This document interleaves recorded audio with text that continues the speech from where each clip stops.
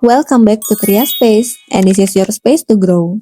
Dan hari ini kita tumbuh melalui sesuatu yang mungkin gak kerasa nyaman. Karena topik yang mau aku bahas hari ini juga bukan topik yang ringan.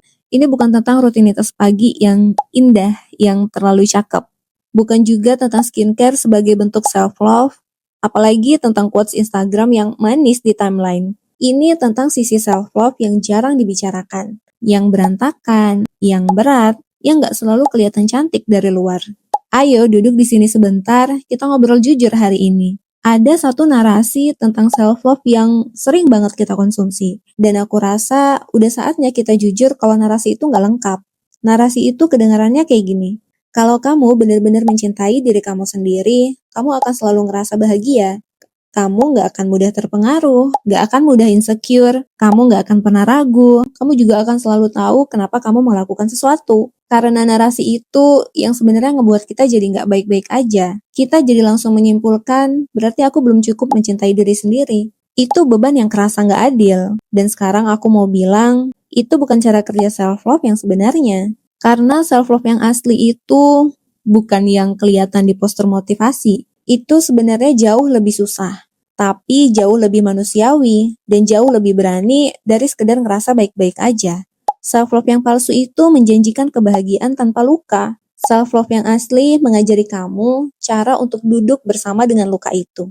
Aku mau cerita tentang satu hal. Ada fase dalam hidup aku di mana aku ngerasa sangat gak baik-baik aja. Bukan drama ataupun lebay, tapi benar-benar ada periode dalam hidup aku di mana aku bangun pagi ngerasa berat banget ngejalanin hidup. Di mana semua yang aku lakuin itu kerasa hampa. Aku mempertanyakan banyak hal tentang diri sendiri. Dan yang paling menyakitkan bukan rasa lelah itu sendiri, tapi rasa bersalah yang datang bersamaan. Kamu harusnya lebih kuat dari ini. Kamu harusnya udah tahu banyak hal. Kenapa masih bisa jatuh? Orang lain aja bisa, kenapa kamu enggak? Dan di satu titik aku sadar, suara itu bukan self-love. Itu suara yang jauh dari kata cinta.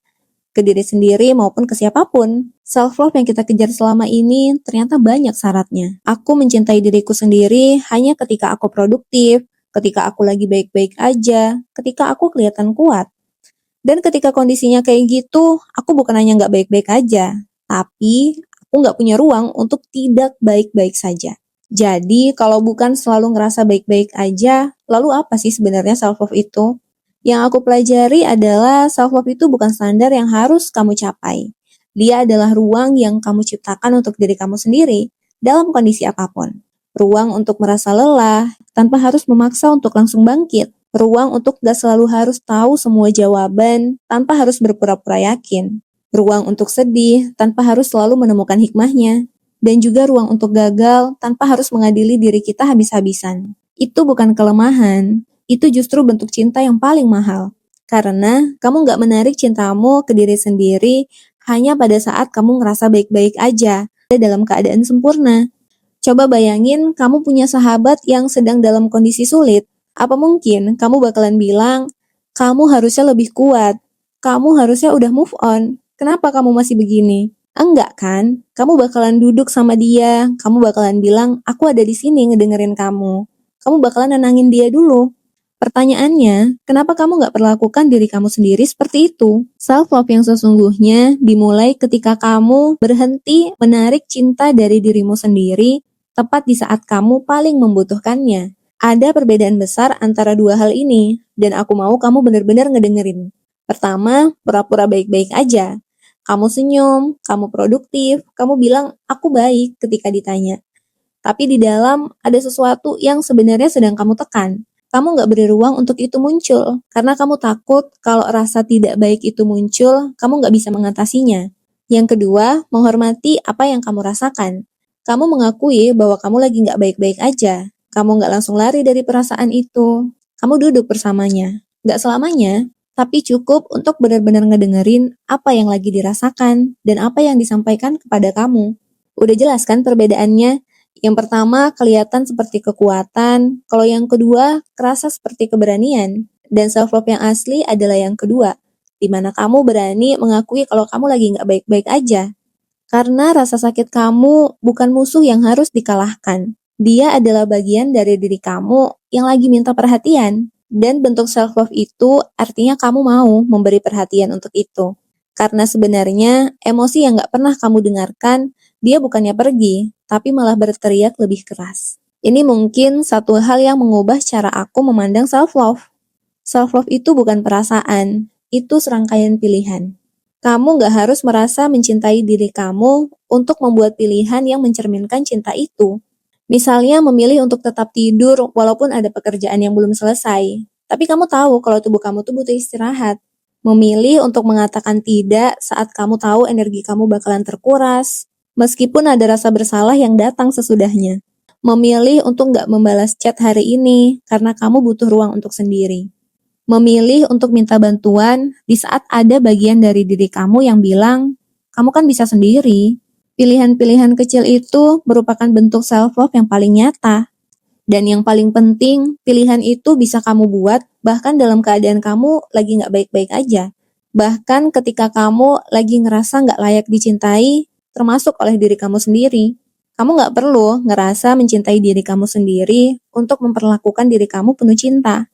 Aku juga mau bilang tentang sesuatu yang sering banget disalahpahami. Karena self-love yang sebenarnya itu kadang kerasa nggak menyenangkan. Ada perbedaan antara mencintai diri sendiri dengan memanjakan diri sendiri. Memanjakan diri berarti kamu memberikan diri kamu apa yang kerasa enak saat ini. Meskipun kamu tahu itu nggak baik untuk jangka panjang. Misalnya, makan berlebihan saat kamu lagi stres. Alasannya sih self-care, self-love. Tapi kamu tahu kan, makanan manis, makanan berlemak yang berlebihan itu nggak bagus untuk kesehatan. Kadang menghindari percakapan yang sulit dengan alasan, gak mau ini terlalu toksik. Padahal ya emang kamu malas mikir aja. Terus juga berhenti di tengah jalan dengan alasan, ini terlalu berat, aku harus baik sama diri sendiri. Padahal ya kalau kamu gak mengusahakan sesuatu untuk diri kamu, siapa yang mau mengusahakan? Kamu bakalan gitu-gitu aja. Kalau gak mau nyoba juga kamu gak akan keluar dari zona nyaman kamu. Sampai beberapa tahun ke depan, 5 tahun, 10 tahun, bakalan gitu-gitu aja kalau kamu gak ngelakuin perubahan hari ini. Self-love yang asli itu kadang memaksa kamu untuk tetap jujur walaupun kerasa gak nyaman. Mendorong kamu untuk menyelesaikan sesuatu yang penting meskipun itu berat. Mengingatkan kamu untuk meminta pertanggungjawaban dari dirimu sendiri tentang kenapa kamu mau melakukan suatu hal. Tentunya dengan kasih sayang, bukan dengan kebencian. Self-love yang matang itu ketat, tapi bukan kejam. Dia peduli tapi nggak memanjakan. Dia mendukungmu untuk tumbuh bahkan ketika tumbuh itu sakit. Mencintai diri kamu sendiri berarti kamu mau melakukan hal yang sulit.